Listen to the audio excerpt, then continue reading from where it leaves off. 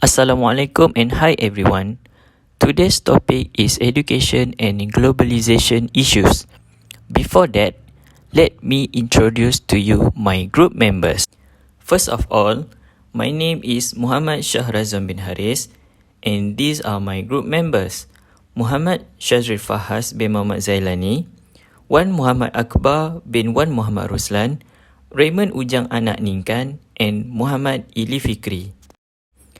Without any further ado, there are 4 subtopics that we will learn together. They are international education, transnational education, brain drain and brain gain, and brain waste and brain circulation. Let's move to the first subtopic, which is international education. International education refers to a dynamic concept that involves a journey or movement of people, minds or ideas across political and cultural frontiers. The concept involves a broad range of learning, covering, for instance, formal education and informal learning. For example, training, exchange programs, cross-cultural communication. It could also involve a reorientation of academic outlook, such as the pursuit of one-mindedness as a goal so that a school or its academic focus is considered international. For example, the National Association of State Universities prescribes the adoption of proper education that reflects the full range of international, social, political, cultural and economic dialogue. International educators are responsible for designing, managing, and facilitating programs and activities that helps participants to appropriately, effectively, and ethically engage in interaction with culturally diverse people and ideas. Next, according to Cornell 1984, central to education for international life is a recognition of the unity of mankind in a commonly shared world. It can be seen as developing international mindedness or enhancing international attitude and awareness. From an ideological perspective, international education has a focus on moral development by influencing the creation of positive attitudes toward peace, international understanding, and responsible world citizenship. Meanwhile, the goal of international education is to meet the needs of global economy dominated by the powerful nation.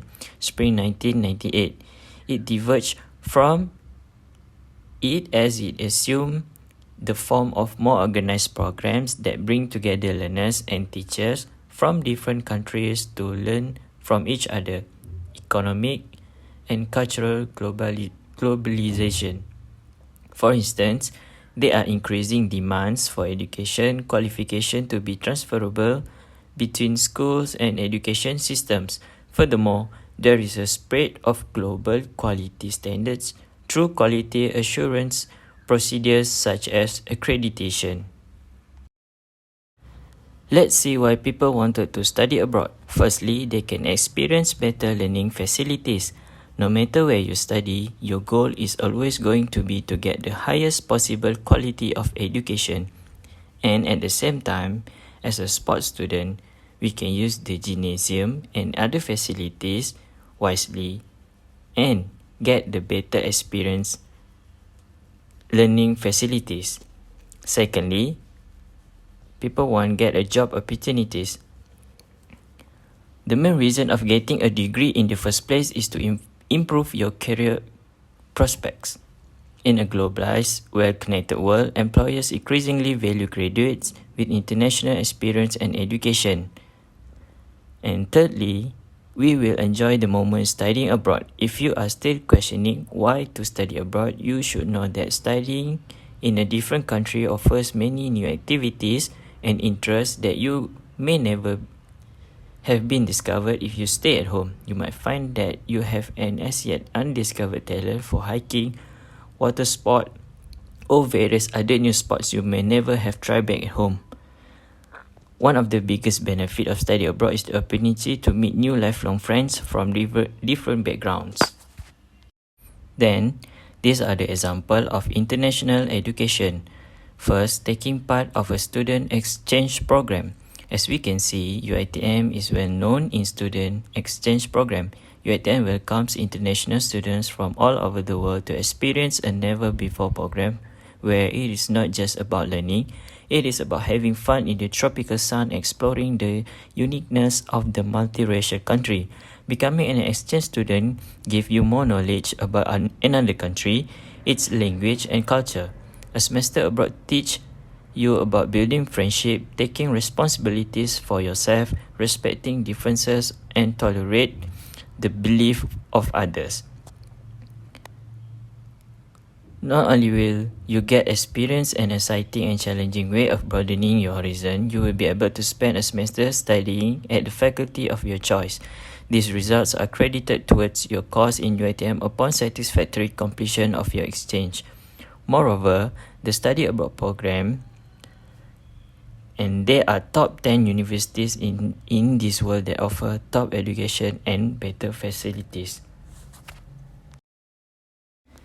Next, we move to the advantages of international education. First, we can learn new language. One huge benefit of studying abroad is the chance to learn new language. Learning a language can be a real challenge, but there is nothing quite like living somewhere where that language is spoken natively. It really helps. So you'll be able to study it in English and speak locals and really develop your language skills. Then, you can get quality education and better job opportunities. When you finish your study abroad program and return home, you will return with a new perspective on cultural, language skill, a great education, and a willingness to learn. Needless to say, all of these are very attractive to future employers. For example, Dr. Amalina Bakri, she studied medicine in the United Kingdom. She also works in a London hospital as specialized in general surgery and trauma or emergency. Last but not least, creating a wide cross-cultural network. Meanwhile, there are disadvantages of international education. First, language barrier. A language barrier is a figurative phrase used primarily to refer to linguistic barriers to communication. For example, if we not understand or not be able to learn the new language, it might hard for us to master the knowledge. Then, study abroad costs a lot of money. The four most expensive countries for international education, such as United States of America, China, Switzerland, and United Kingdom, are all known for having some of the best international schools in the world. However, they are also known for high cost of living, particularly in the cities that feature in top 10 rankings. Then, university credits might not be valid or accepted everywhere. For instance, there are some certificates or credit are not eligible to use in other countries. The Council for Higher Education Accreditation defines accreditation as the process of reviewing the quality of the education that a college or university is offering. In the United States, 19 organizations can offer accreditation to a college or vocational schools. Program can also be accredited by one of 60 programmatic bodies. And we move to the next subtopic. Assalamualaikum and good evening everyone. So today I would like to share about transnational education.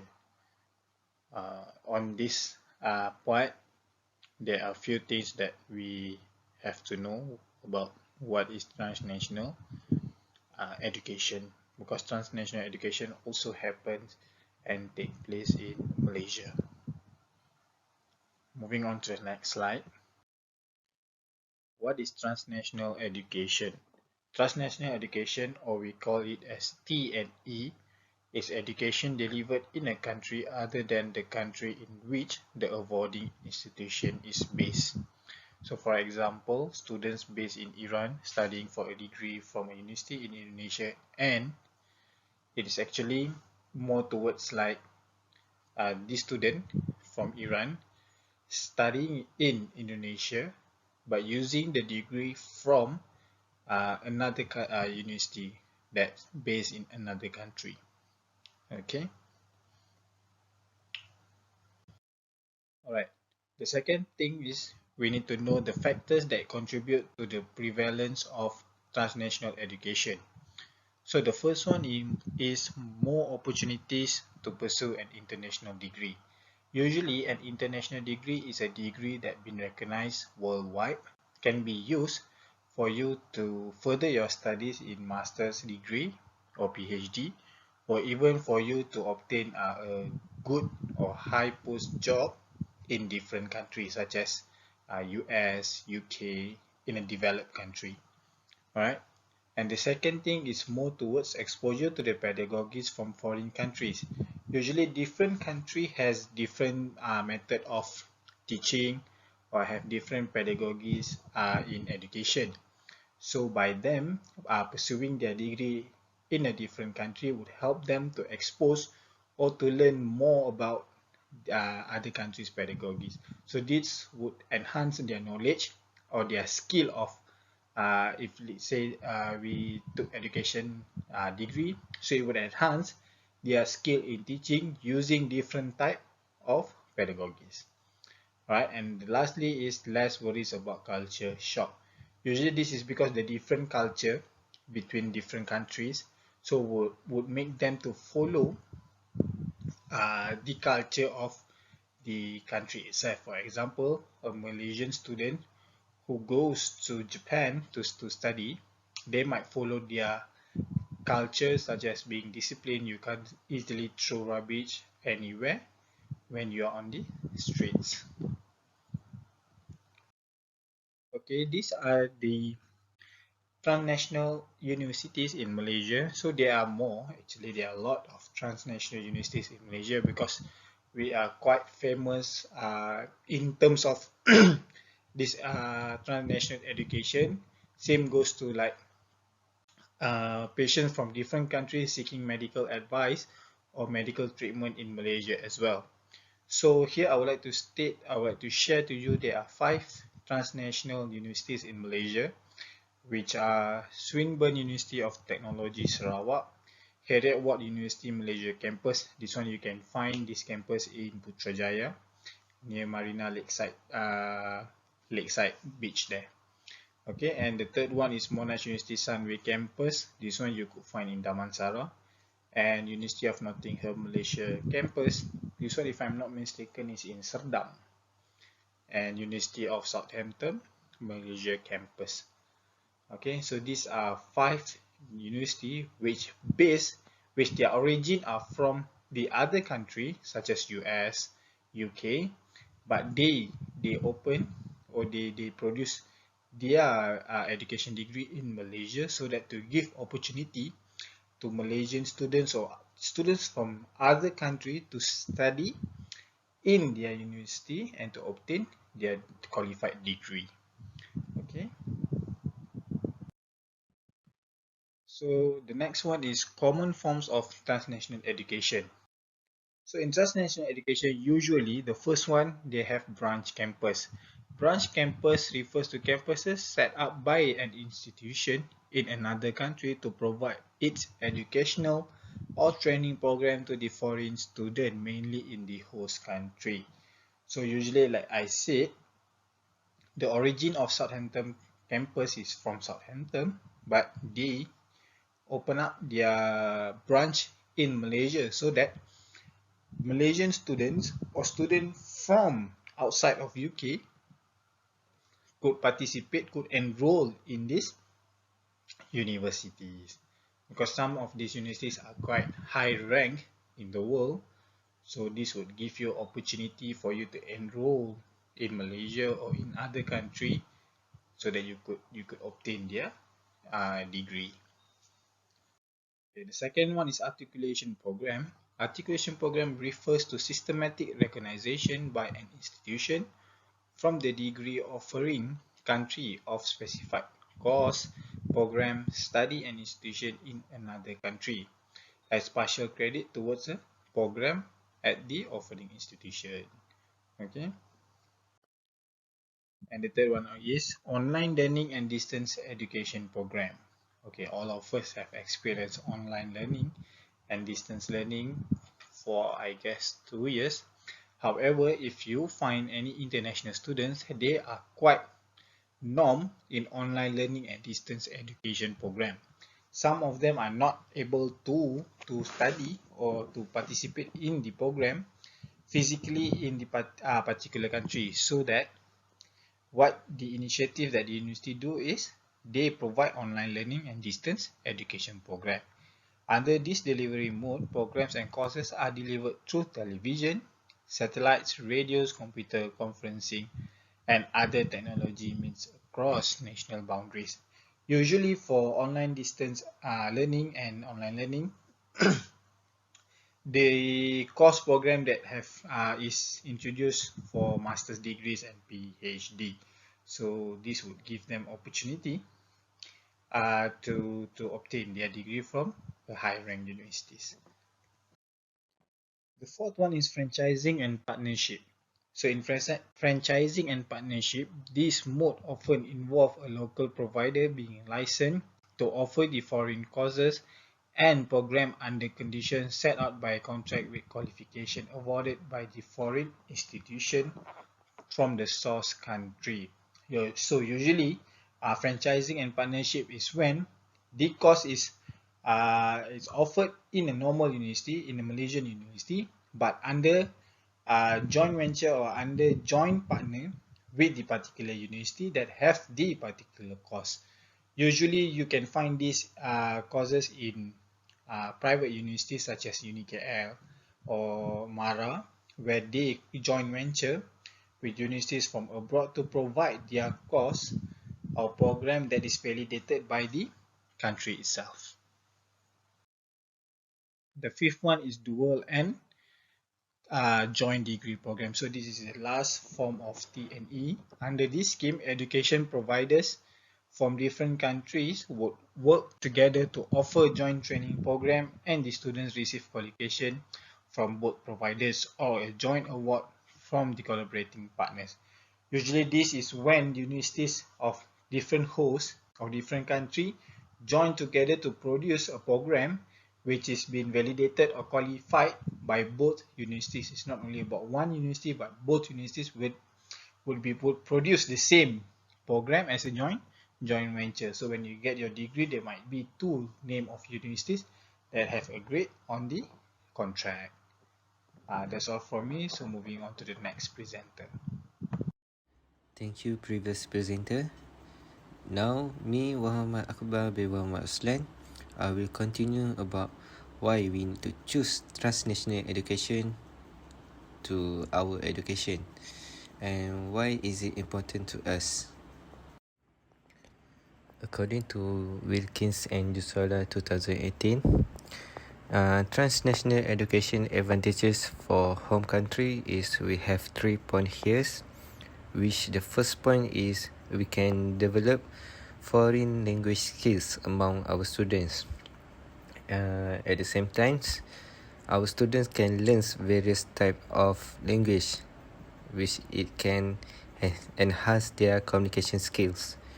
The second is culturally aware and accepting of other cultures, which our students can learn and adapt with the new cultures of other races.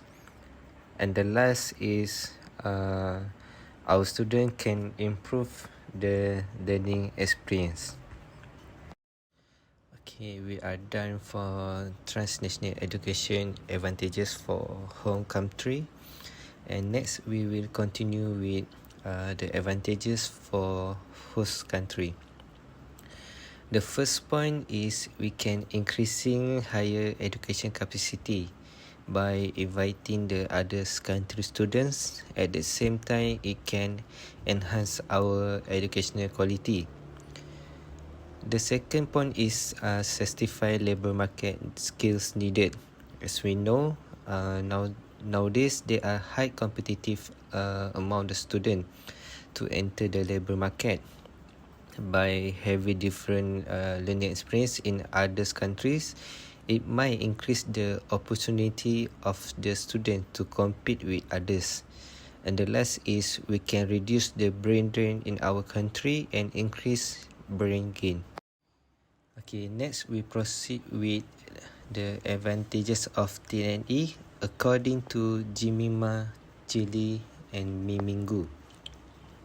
Okay, the first is cultures and learning environment, which transnational education can help our students in learning about the other cultures and help our student in learning various type of environment.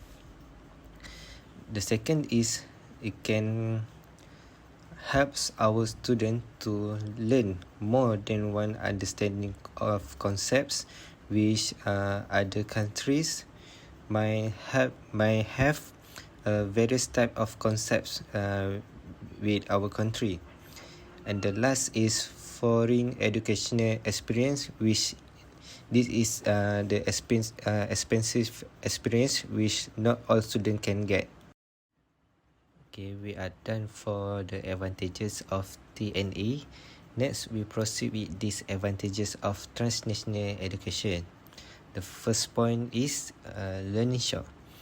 As we know, not all students can adapt easily with the new environment and new culture, which at here it can have the possibility of the student to have the culture shock during the study. And the second is language barrier, which it might difficult the students who doesn't know the others language to communicate with their friends and the educator. And the last is cultural differences, which the student need to adapt themselves with other culture. Okay, next we proceed with brain drain and brain gain. Okay, let's see together what is brain drain and brain gain. Brain drain is the loss suffered by a region as a result of the immigration of a highly qualified person or talented individuals, while brain gains is a country gets benefit as a consequences of immigration of a highly qualified person. In a simple words, brain drains will make our country a big loss of qualified persons and talented individuals, while brain gains can give our country a high big benefits of a highly and qualified persons. Okay, so this is the example of brain drain and brain gain. As we can see in the slide, there is the picture of Dr. Amalina Bakri, which as we know, Dr. Amalina Bakri are one of the high talented students in Malaysia that we have once times ago. So Dr. Amalina Bakri start her career as a doctor after graduating from the University of Edinburgh in July 2013. So this is the example of brain drain that our country have while brain gain for the United Kingdom. This is one of the big loss that our country have, because if Dr. Amalina Bakri serve at our country, I believe that she will give a big contribution to our country, because as we know, she have a high talented person. So next we proceed to the next slide, which is the factor of brain drain and brain gain. So there are few points that I want to highlight in this slide, which is technological gaps. The second is high salary and income, and the last is modern educational system and better opportunity for higher qualifications. So as we know, the other country such as America are few steps forwards than our country in terms of technological gaps and salary and income. So these factors influence our students and our fresh graduate to tends to serve at their countries rather than our countries, because the other countries clearly give a big benefit to them than our country. So I think that's all from me. Next, I will pass to the next presenter. Thank you. Thank you for the previous presenter. So, hi, I am Remuno Jangnaninkan. So now we will move to the negative effect of brain drain in developing country. So as we know, brain drain happen when the doctors, engineers, scientists, and students leave for the industrialized world, meaning that they are leaving their country to find the job that require their knowledge and the skill in other country. So it will lead to the increases deterioration of higher school due to the pitiable environment, which refer to the facility or the people mentality itself. So this scenario will lead to the university have to be closed because people are not really care about the education anymore. So it will lead to the university unable to run and achieve development goals, and lastly it will produce lack of skilled people, and it will cause lack of industrial growth and innovation in that country. However, brain drain can bring positive effect to the developing country, but it can happen when brain circulation equalize brain drain. The meaning of brain circulation is when people who leaving their country have returned back to their own country, and it will be discussed more deeper later. So in this situation, they might bring back the technology from the other country, so and develop it in their own country, and transnational cooperation might happen, and it will lead to the increases in foreign direct investment. So it will lead to it will create amalgamation in global economic with other country. So how the future of developing countries can be preserved, and what should be recommendation? So in this case, government need to take action. They need to plan how to build their own high quality education system. So yes, government can use international education and transnational education concept too to develop their education system. So other than that, government also need to create employment opportunity so that their own people can get the job according to their knowledge and skill in their own country. Government also can set the terms and conditions for their people who want to leave the country. For example, like they can make an agreement after 5 years working at the other country, they must go back to the country. So next we will move to the next topic, which is brain waste and brain circulation. So what is brain waste? Asian Development Bank 2070 state that the meaning of brain waste is people get job in which their education or working experience overqualified them. Other than that, Ruiz 2016 stated that people with high professional and qualified fail to utilize their skill and education in workplace. So now for the definition of brain waste, it's described a situation with skill downgrading, where an individual is working in a job that require a skill level lower than the ones he or she has required. So we will move to the effect of brain waste in individual. So first of all, the individual did not reach their full potential.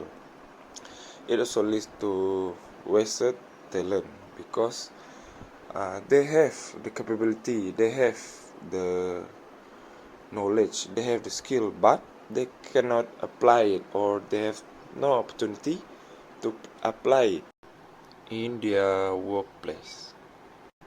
It also will lead to waste of money because they have invest a lot of money to reach to the higher education. However, at the end they will don't get the expected benefit from it. For example, like we have spent or invest a lot of money during our diploma, degree, master, and PhD, but at the end we don't get the salary based on our education level. Due to the no challenges in their workplace, it also will lead to the low motivation. I think that's all from me. I will pass it to the next presenter. So thank you. Thank you to the previous presenter. First of all, my name is Muhammad Ili Fikri bin Mahdi. So I continue the next effect of brain waste, which is loss to economy. So do you know how brain waste can affect on educational problems and economy? First, the research estimate that nearly 2 million college-educated immigrants are working in low-skill jobs or unemployed in the United States labor market. Result from that situation is there is a loss of about $10 billion in foreign earnings and taxes annually. Foreign earnings are defined as the differences between a student's potential and actual income that students can get when they work. Due to having a low skill job, the salary received is insufficient to accommodate family and automatically unable to achieve financial stability for themselves and family. Next, we look at the possibility of skilled workers to face brain waste when they migrate. Brain waste occurs when the migrant skills are not fully recognized in the destination market, and therefore skilled migrants end up working in low-skilled jobs. This happens when the migrants make their migration decision based on unrealistic expectation or with no in-depth study on future jobs in the destination country. Basically, migration are mostly relevant to developing countries, as the skilled migrants are interested in developing the country to become a better country in all aspects. However, when the skilled migrants move to the developing country, they find a difficulty to get a job that they meet the expertise they have, and eventually lead to the brain waste. Next slide is about the relationship between brain waste and brain drain. Brain waste cannot happen without brain drain. This is because brain drain happens when individuals who have skilled immigrates to another country for certain reasons, while brain waste will only happen when the skilled migrants are not fully recognized in the destination country and end up they work in unskilled jobs. So, brain drain needs to happen first before it causes brain waste. Alright, the next topic is brain circulation. So, what is brain circulation? According to Kasnowski 2013, brain circulation refers to movement of skilled people from home country to other country and back again to home country. Or in other words, it is defined as a mobility of skilled and competent individuals that happen globally. Another definition for brain circulation by Ruiz, 2016, people with professional and qualification fail to utilize their skill and education in workplace. Next, we go to the motive or reasons for individuals to come back to the home country. The first one is they cannot adapt themselves to a new environment abroad. If they have trouble finding a job or making social connections, they might consider returning to the home country. If migrants struggle to assimilate or learn the language, this also can contribute to their desire to return home. For example, Guilherme de Paula from Brazil have difficulty in adapting to a new environment in destination country, which is Malaysia. So, he decided to come back to his home country. Second, economic situation and opportunities. Many highly educated people go abroad to find a better job with higher salary. But if home countries have a better job environment and with reasonable salary, they are more likely to return home and work in their home country. The third one, to help the home country. For example, after the high-skilled individual move or migrates to the destination country, there are some economic issues or problem occurs to their home country. So, they come back to the home country to help and fix the problem. Last but not least, we go to the benefits of brain circulation. The first one is improve financial capital and social networks.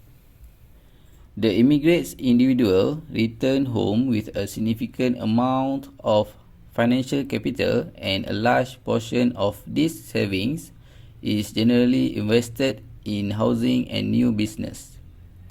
Also, return migration has social networks around the world, which strengthen social networks within home countries and across the world. The second benefit is improve human capital and wage increase. The use of skill and knowledge acquired abroad can stimulate development and produce higher earnings at home country. And the last one is improve social norms and democracy. Many migrations from developing countries go to the well-developed countries where have higher social norms with a democratic political system. So, when individuals come back to the home country, they can apply and spread a better social norms that they have experienced before. They also can increase demand for improved governance, so countries can have more transparent political and economic system. So for the conclusion, I think that's all from us, and I hope this presentation will give you some knowledge and perspective about education and globalization issue. Thank you for taking time to listen our presentation, and Assalamualaikum.